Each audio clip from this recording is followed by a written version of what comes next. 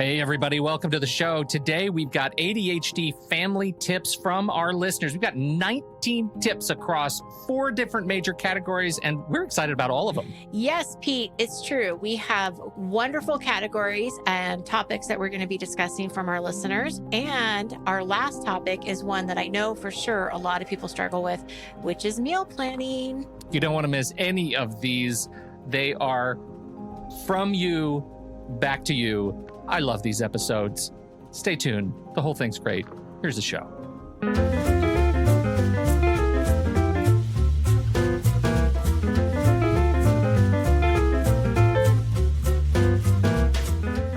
Welcome to episode 2 of season 23. Nikki Kinzer. We are today we're taking on listener tips. I love these listener tips episode. People responded. They did. In mass. Yes. So we're talking about ADHD and families, managing your family and I guess living with ADHD. We started with Dr. Michelle Frank talking about the Gottman method and couples work. And now we've got ADHD family tips. You want to talk a little bit more about this series? Yes. So as you said, we have family tips from our listeners today, which I'm really excited to talk about. We have an interview coming up with an ADHD mom. We also have somebody a little bit later coming in to talk about a book about mindfulness for teenagers, which I think will be fantastic. So yeah, it's great timing, I think, for us to emphasize on family and ADHD going into the school year, going into a new season. So yeah, I'm really looking forward to what we've got in the next few shows. So it's a big season, and episode 2 of season 23. We are going to talk all about these family tips in a minute. But before we do that, head over to takecontroladhd.com. You can get to know us a little bit better. Listen to the show there on the website, or subscribe to the mailing list. We'll send you an email each time a new episode is released. Connect with us on Twitter or Facebook at Take Control ADHD. And, we have this Patreon. If you've ever had the inkling that you like what we do, you like the subjects that we talk about, your life is somehow better in some small way, shape, or form as a result of something you've learned here, or the topics that we've talked about, or the guests that we've had on the show over the last 11 years, 10 years, 11 years, somewhere in there. We'll get the date right. Over 10 years. You should head over to patreon.com/the ADHD podcast and join the club. There are a couple of different tiers for you to join. And this season in particular, we're going to do another podcast.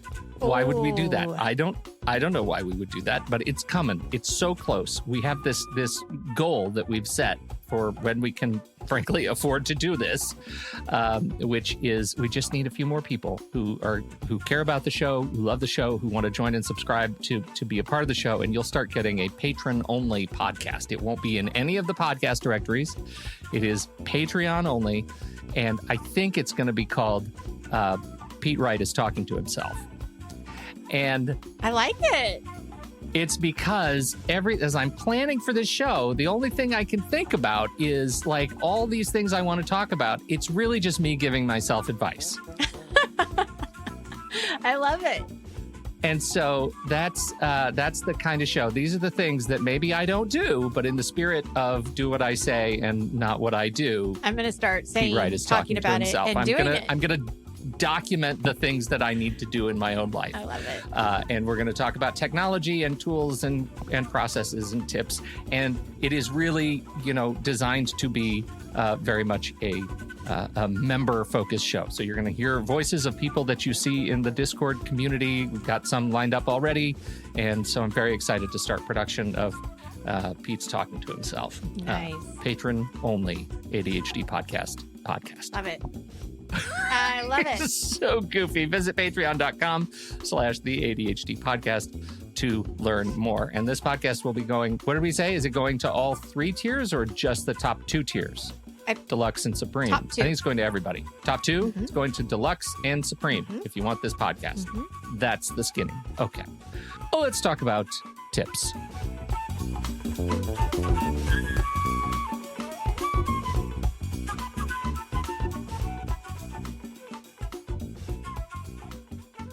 What was the question that we put onto Discord? We don't have that on here, but I believe Melissa, Discord mom, had put a post on there Yeah. with some kind of like, oh, hey, they're doing a show. I have it. Okay, great. What do you do to keep your family running?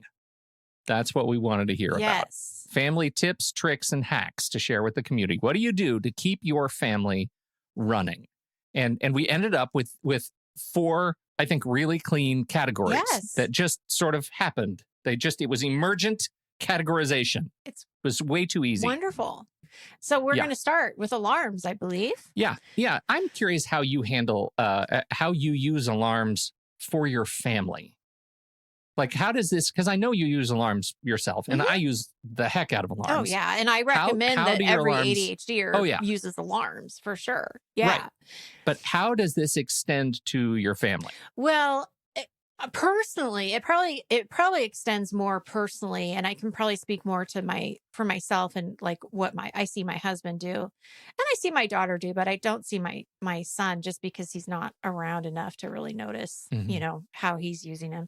But I know for me, it's definitely to prevent me from. Well, I'll just be honest. I've been watercoloring. I've been learning how to watercolor, and I've been having so much fun, and the time goes by really fast, and I need to put an alarm on so that I know that I need to go do my work. I need to go meet my client at 9:00 or 10:00. Must stop watercoloring. Yes. And so I will put an alarm on just to make sure that I don't miss that, because I could easily miss that. I love using the Pomodoro effect, or the Pomodoro effect. That's like the that's the show. It's not the Pomodoro effect, but it's the one where it's the magician, the magic guy. Oh my God, it's amazing. Have you seen it? I don't know. Anyway, I don't know. Anyway, so but the Pomodoro method I love using for like cleaning house and doing chores. So I'll use alarms for that, because how do you even know what 25 minutes is? And when you're doing a chore, it feels like it's forever. Really, it does. But anyway, so I'll use it for that. And of course, like to get up in the morning and to keep myself on track. My husband does the same thing. Like if he, especially before my kids started driving, if he needed to pick up somebody, he will have the alarm set. And, it really is a reminder. It's just reminding us that there's something else that needs our attention. And so we need to do it. Yeah. Well, for me, it's all about, I use Todoist, and many of my alarms and alerts start there. For example, things that I need to do on monthly, quarterly basis, all of those sorts of like change the filters in the furnace, right? Like I have an alarm that is set to trigger me to change contexts, right? Whatever I'm doing on a Sunday morning, I change context to do that. On a daily basis, I scream alarms all the time. I'm using all of our voice activated devices, and I do it on behalf of everybody in our family. So I'll set I'll say, hey, lady, set an alarm for, Nick's driving test, which he happens to be going to get his permit test today. And so like when he's in one mode, there needs to be an alarm to change gears. Like anytime you need to change context is on those daily alarms. That's what it's super useful for. And for the longest time, the Hey Lady, we're a HomePod family, and the Hey Lady wouldn't do multiple alarms at the same time. So you couldn't scream like, hey, time, what I think we use mostly in the kitchen for this purpose, right? The time cooking different things that have different times. Right. Now you can. And so it makes it incredibly useful to be able to say in my office, hey, lady, remind me to, make this phone call in a half hour, and also remind me to stop working on this project and go pick up my kids. Right. And so those things are constantly kind of happening, and using my voice to do that has been a really big addition over the last year, 2 years. And so we also got feedback from you, dear listener, and so we have a list of some of them. Let's look at some of our favorites here. Number one, I have daily alarms set in my phone to give my ADHD kiddos their meds and vitamins. Absolutely, it's one of those great ones where it feels like, when would I be setting alarms for somebody else? But that's a perfect context. Oh, for sure. set alarms to help you manage your kids. Mm-hmm. I rely on routine daily alerts on my phone. My goal is to not need them because the routine is established. But when I'm starting a habit, the alerts are crucial. I keep them going for the ultra rare moment something has come up, pulled me out of my routine. I'm always grateful for the alarm when that happens. And can I just say something about 100%. that? Yeah. First of all, I think it's wonderful, a great way to use it. But I also want to say there is no shame in keeping the alarms on. Like you don't Hmm. need to work, you don't need to wait for the routine to be established, because the reality with ADHD is that you could get distracted, and that routine is going to fall to the wayside. So having that alert, even though you know it's coming, I still think is crucial. I really do, Yeah. going forward, just because it's not, it's just something to, what is it? Like a backup system from your Yeah. It's memory. a backup system. Yeah. Yeah. Right. So Right. that's the only thing I would say. I do too. I keep these things running constantly just because of that, and I'm really okay saying, stop. I'm okay hitting stop because I know that little jar of that little shock of change context is still useful. I do worry a little bit, and if I wonder, if you're somebody who gets like alert blind, notification blind, if something comes on, it comes too often, like Yes. you stop. It stops having any meaning at all. Yes, and that's a really good point that you bring up, because I think well, I know that I hear a lot of people say that the reminders don't work anymore because they ignore them.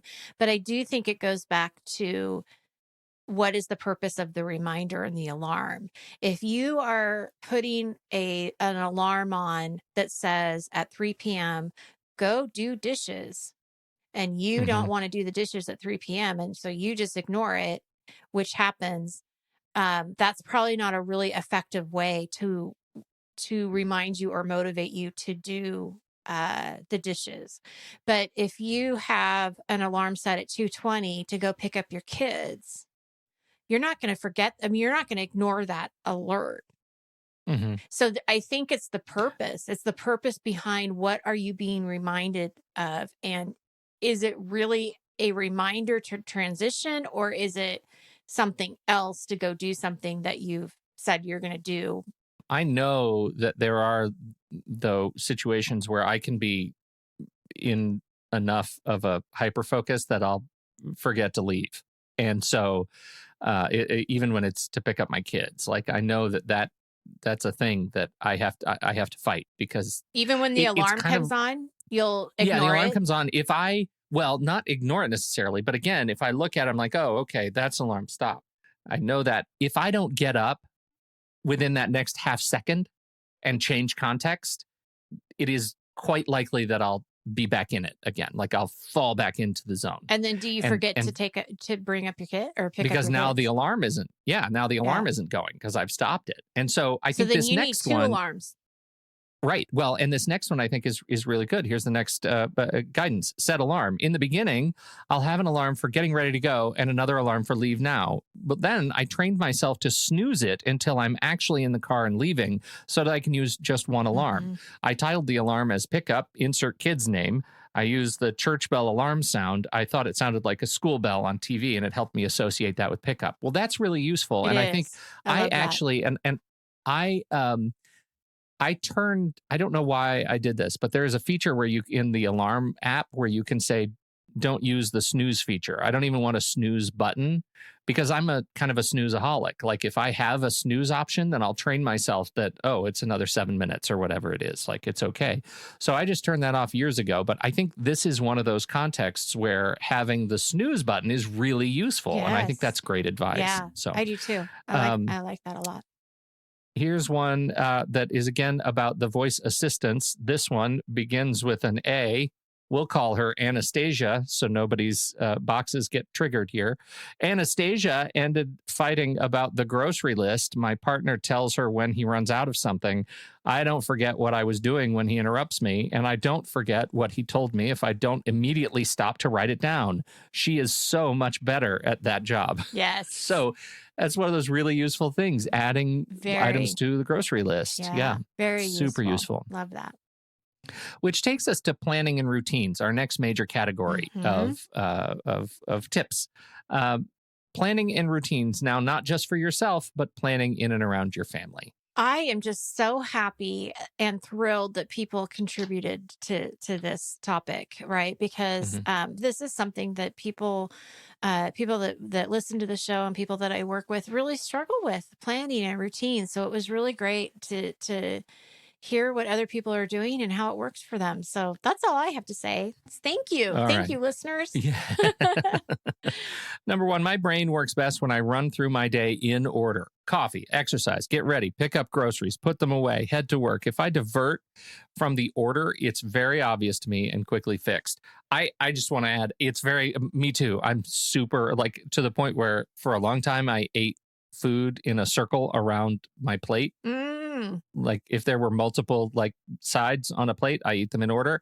I don't do that anymore. I've managed to like enjoy multiple foods and tastes at the same time, but it was I had to be really rigorous about it. That I get broken if I have to do things out of order, and especially in my routines. Totally get that. yeah, that makes Uh, sense. I I follow a basic Fly Lady system, daily and weekly routines, because it is very ADHD friendly and forgiving. I attempted using it about 15 years ago, but I didn't understand how customizable it is and found it overwhelming. Once I figured out that you can tailor it to your life successfully, it was a good fit. What do you know about Fly Lady? I know nothing. Okay. So the only thing I know, I shouldn't say I know nothing. I know it's a website. I know that they can send you like daily emails, reminders, and it's like a structured system of do this then. Um, but the Hmm. only thing I really know is that she has this like thought process around cleaning the sink or having a shiny sink. Like if you do anything, do that. Yeah. Um, Yep. so anyway, that's all I know about it. It's not, yeah, I don't know. I don't know if it's ADHD friendly, but this person's saying it is, and that apparently you can customize it. So that's fantastic. Yeah. If you go to flylady.net slash, well, just get started. There's a getting started link in the top right. It's a funny little website. It hasn't been updated I mean, the content is updated, but the design hasn't been updated in a long time. So it feels like going back in time a little bit. It's like circa 1999. So you click on that, get started, and you get to, we're definitely a Fly Lady sink family. That sink trick is magical for us. The whole thinking behind it, I gather, and is that, if you clean and dry your sink every day, it actually becomes contagious to things around in your kitchen. And so our kitchen is notably more organized and cleaner, like picked up when we clean and dry out the sink, Oh right? Like man. it spreads. It's kind Okay. of I'm going amazing. to try it Yeah. because I don't have that philosophy in our house yet. And Yeah. we have a lot of dishes hanging around. Yeah. So, I'm telling you, we started because once the sink is clean, like everything else looks so dirty. yeah, And I can so see that for sure because everything is then on the counter. yeah, So, right, yeah, right. You notice. And when you notice, that's the magic of it. When you notice, you are enabled to make change. right. But the trick is getting yourself to notice, and that's hard. So, Great. I hat tip to Fly Lady. That's a great one. Something else to check out. Totally. Do a weekly family planner meeting. Even though I hated this every week, it really helped the whole family. We would go lunch, normally McDonald's, on Sunday. Once we were done eating, I would pull out our planners. This was in 90s, 2000s, to plan out the week. Who had what, who needed a car, etc. The key was going to a place for lunch. It never worked if we did it at home. I could totally see that working. That's an interesting tip. It is. It's Yeah. a really interesting tip, and I can see why it wouldn't work at home. Yeah. Yeah, that's lovely. I think it's a great idea. Yeah. Bedtime means you are in your room and in bed, but it's okay to be awake still. We kind of had that in our house with our Yeah. kids. We do that. For me, it is definitely okay to be, because what are you going to do? Punish yourself if you're still awake? Yeah. The trick for me is that I need Oh, to I'm be. sorry. This is for everybody. This isn't just for children. See, I think of bedtime and I'm thinking, oh, our kids' bedtime. It's Yeah, okay if kids you're bedtime. just in your bed, but this is Yeah. also Absolutely for adults. Yeah. What am I Yeah, thinking? right. Well, and this is the thing we fight as adults, I think, which is the fight to be in bed and still working on something. Right, Right. right. Like you trick yourself by saying, "Well, I'm only on my, tablet or my phone," but you're still like maybe looking at email or doing that thing. So I am totally okay with being awake if you're in bed, as long as you're, getting ready to sleep or reading, relaxing, doing something that is not geared toward ending in sleep. Right, right. So, yeah.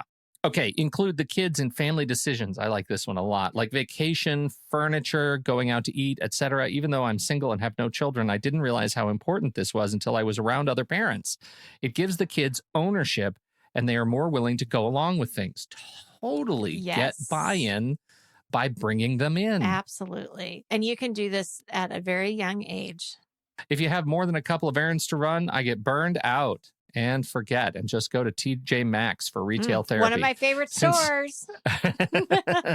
Since I verbally process reviewing the list with him out loud makes it more solidly cemented in my mind and helps me remember when I am out and about. Even if I don't remember what's next, I do remember that there is a list. Yes. Mostly for me, figure out how you process. This is a great reminder that if you're, this is a person who knows they're a verbal processor. And I think there are still a lot of people who don't know how they best process information, which leads us to cleaning. I feel like we already talked about Fly Lady, but this is kind of a cleaning section. We've got some tips about cleaning. I have not just a launch pad by the door, but also launch pads near the stairs on each level where I put whatever needs to go up or down. So when I'm heading that way, I take it with me versus doing a million trips back and forth. I do the same thing. You're a launchpad person? Yeah, it's not necessarily like, oh, this is Paige's step or this is Jaden's step or whatever, but it's just anything that goes upstairs we'll put on the staircase, hoping that the person going upstairs will take it with them. It happens maybe 2 times out of 10 where they actually do it on their own. Yeah. Most of the time we have to say something and say, hey, can you grab this and take it up to your room? But what I like about it is it avoids doing the million trips back and forth. But because their bedrooms are upstairs and our living space is downstairs, if they've left stuff around, it's nice to put it on the staircase because it's just tidier. It's one little spot that I'm putting their clothes or whatever versus having it be all over the place. So that's why I do it, is just to kind of keep things in a little bit more tidier fashion. I don't think I've ever run across that concept of assigning somebody a stair. That is brilliant. And I think I need to start it immediately. Well, and it's although not now even... I'm doing it where one of us is actually moving out. So that's right. Less useful. And it's not necessarily a stair, it's any stair. You don't label the stairs. No. It's any stair, but I do put them in Nikki's separate stair. piles. Keep your stuff off. Yeah. I do have little piles for each kid, so, and for husband too, because his office is up there. So, all right. Plan Saturday morning for house cleaning or the weekend, but also give each child a cleaning job like a bathroom. So everyone is cleaning at the same time. I did this growing up, and Saturday morning was the time that we cleaned the house. And it is a great idea because it does get everything done before the weekend and, really starts. And so you really get to enjoy the weekend with a clean house or a tidier house. So I love this idea. I think it's great to do it all together. Me too. Emptying dishwasher and setting the table for dinner by odd or even birthday. My sister was born on an odd day and I was born on an even day. So it helped my mom remember whose day it was. And we would remember. So that's so interesting. I've never heard of that before. So if you have to go back and forth. I can't do it because both my kids were even days.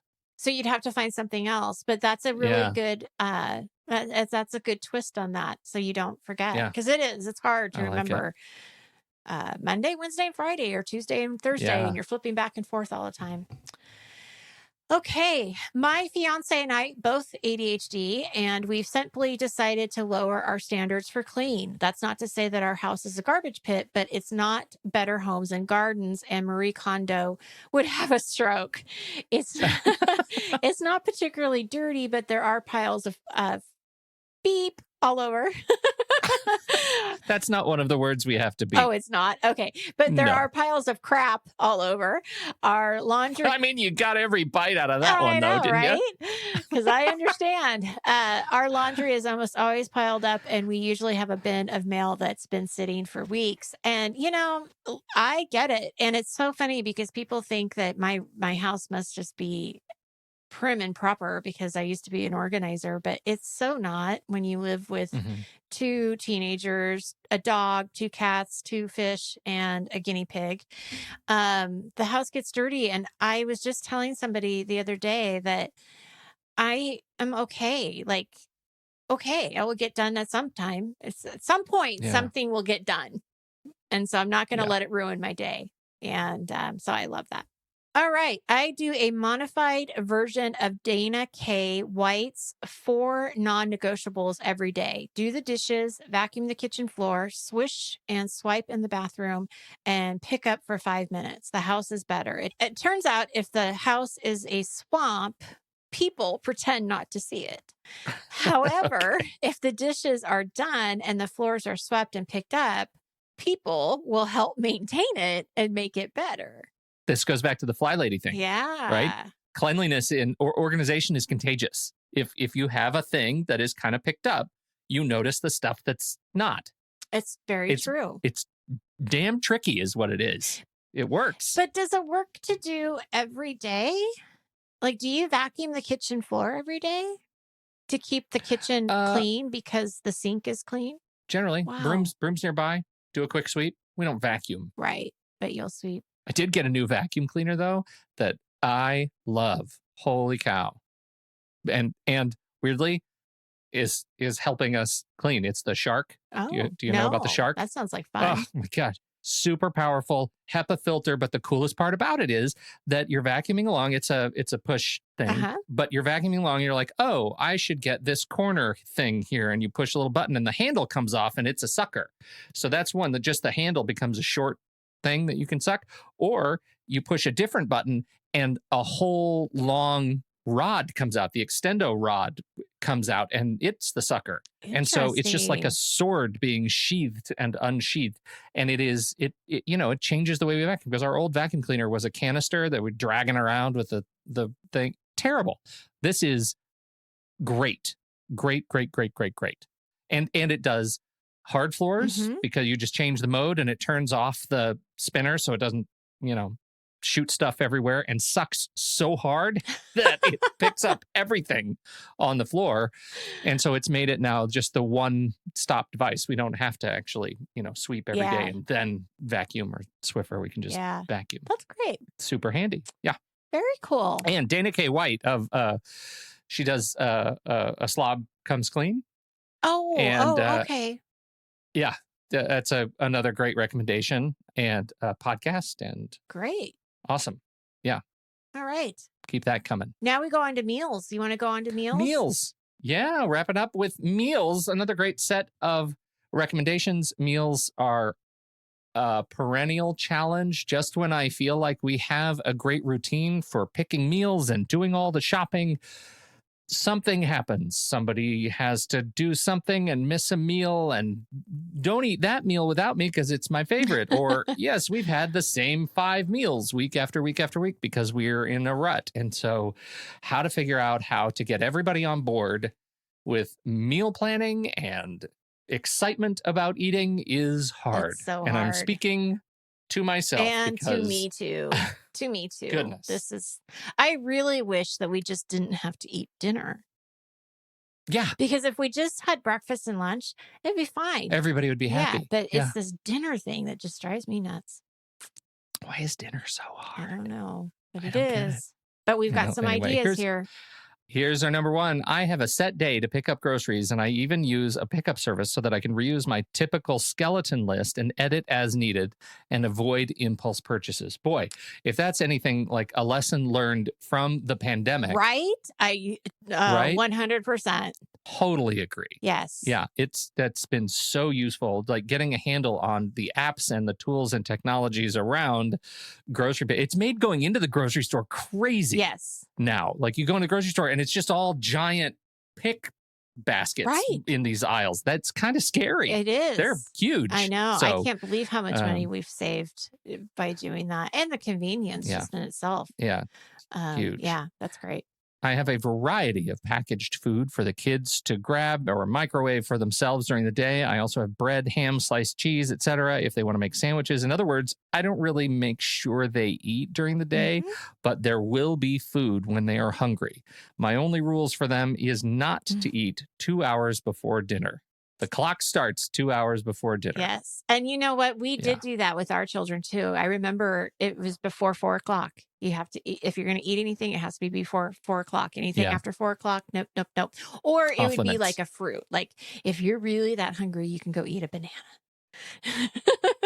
Because then that felt like it was sort of an extension to dinner, But yeah, that's great. When the kids were really, really little, we had these rules for them learning to make their own lunch to go to school, which was there are just 4 categories: crunchy, veggie, fruity, protein. Crunchy, veggie, fruity, protein. As long as they could pick it, and that has stuck. Like they still, when they're in there making their own stuff, they still are thinking in terms of, what's fruity that I can eat right now? That's great. So funny how these little habits stick around, and they're like going off to college. Yes. They still think crunchy, veggie, fruity, protein. That's awesome. Last year, I got tired of prepping dinner for myself and began to have each of my kids pick a day of the week to help out. They kind of became my accountability partners. Amen to this. That has been huge, especially over the last year. We do exactly the same thing. We actually make our kids make a dinner for the family each night, and that was fantastic. The other thing I want to add to this is if you do any kind of meal delivery service like HelloFresh or Freshly or any of those, that's also a good thing to say, hey, one kid, one night, make this, because it does give you all of the instructions, all of the ingredients are already like measured pretty much. And so great way to incorporate that. Because my fiance and I are both ADHD, we each have tasks that, for whatever reason, we particularly hate, and make sure to divide and conquer those tasks. An example, I find grocery shopping, planning meals, and cooking to be absolutely overwhelming and stressful. On the other hand, he absolutely cannot stand the multi-step process of keeping the children clean and uncluttered. No, kitchen. You said children. I did say children. Is that funny? We need to make sure that those children are clean and keep the children, my point stands. They can't wear too many clothes or accessories. Right. We got to keep the kitchen clean and uncluttered. The solution to this is that I have entirely taken on the keeping of the kitchen, and he does literally all of the food shopping, planning, and cooking. I clean up after his kitchen messes, and he makes sure I'm not surviving on ramen and cheese cubes. Love that. Don't disparage ramen and cheese. I could live on ramen and cheese cubes. I don't think I could. Happy. I could be a happy. I would have to have a lot of water because there's so much sodium and there's a lot of salt. But it is good. I will admit it is good. So good. And that's it. But I just have to say one thing about this last one. It's such a great example of teamwork. And I think that that's a lot of what our theme is, during these podcasts, these shows that we're creating, is that teamwork, being able to, what am I good at? What do I not like so much? And if you guys can come with a compromise of, hey, I can do this, you can do that, let's work together, just makes the family and relationship and home, much easier place to maintain and be happy in. That's it. That's a list of tips. Thank you, everybody, for contributing. You are fantastic. And, you read a list like this and you think, community's got it on lock. They're doing fine. They don't need us. No, they're doing all right. You're doing fine, everybody. Thanks for hanging out. We sure appreciate you downloading and listening to this show. Thanks for your time and attention. Don't forget, if you have something to contribute with this conversation, you want to keep it going, keep sharing those tips over in the Show Talk channel in the Discord server. You can join us right there by becoming a supporting member at the deluxe level. On behalf of Nikki Kinzer, I'm Pete Wright, and we'll see you right back here next week on Taking Control, the ADHD podcast.